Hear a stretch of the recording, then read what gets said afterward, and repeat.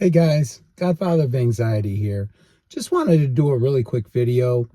I was just thinking, I just got back from the gym, and about a month ago I tore my rotator cuff falling on the ice. And something I've learned over the years when it comes to working out and lifting weights, and everybody out there who's in their fifth decade can attest to this, is you really have to listen to your body. So I have an injury, so I'm trying to be really smart and work around it at the gym. And I thought about it, and that's really kind of what we need to do when we're recovering from anxiety and depression.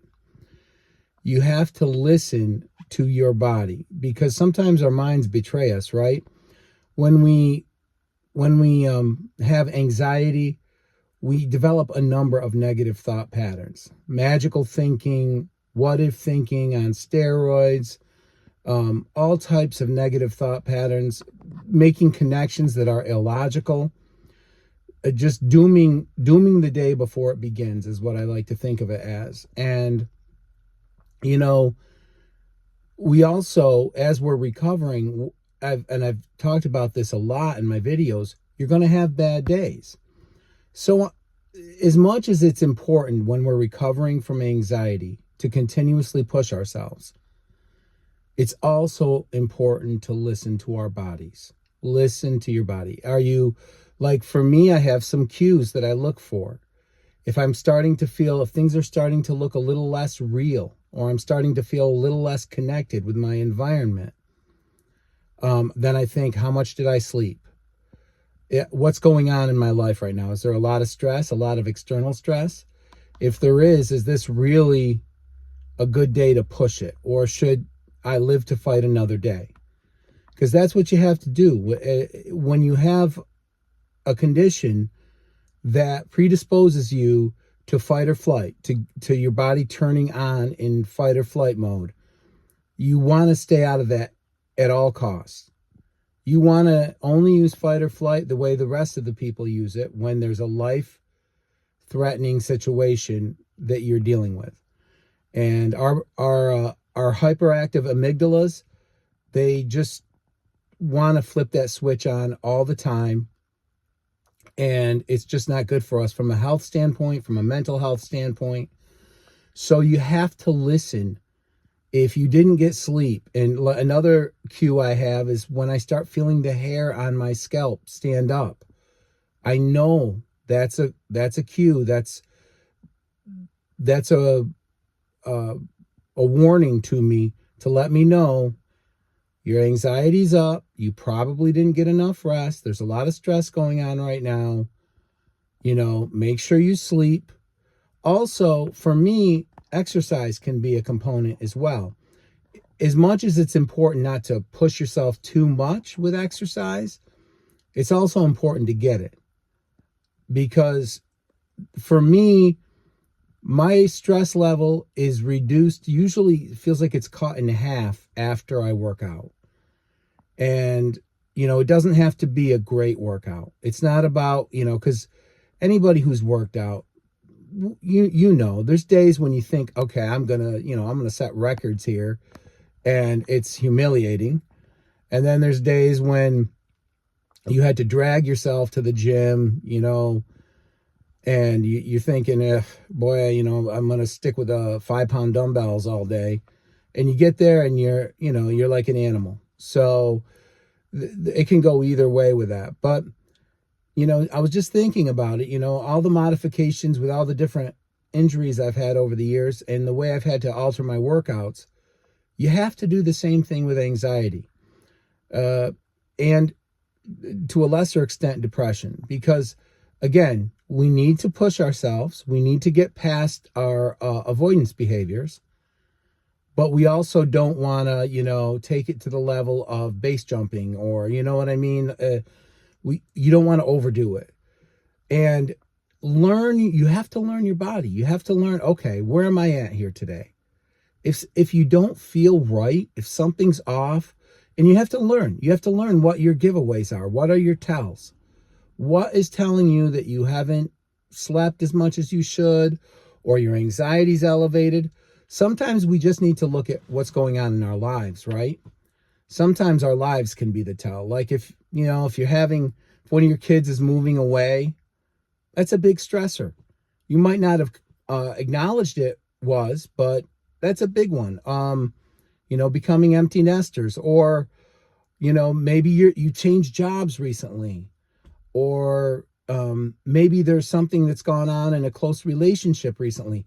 Any of these things can be something that puts us at a heightened state of anxiety or predisposes us to a potential major depressive episode.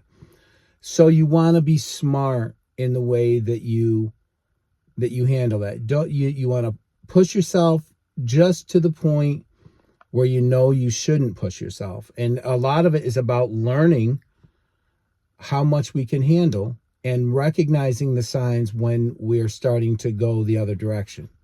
For me, I've learned things like, it can be anything from, am I starting, because you guys know that I have benign fasciculation syndrome. Am I starting to get a lot of twitches in my face and scalp?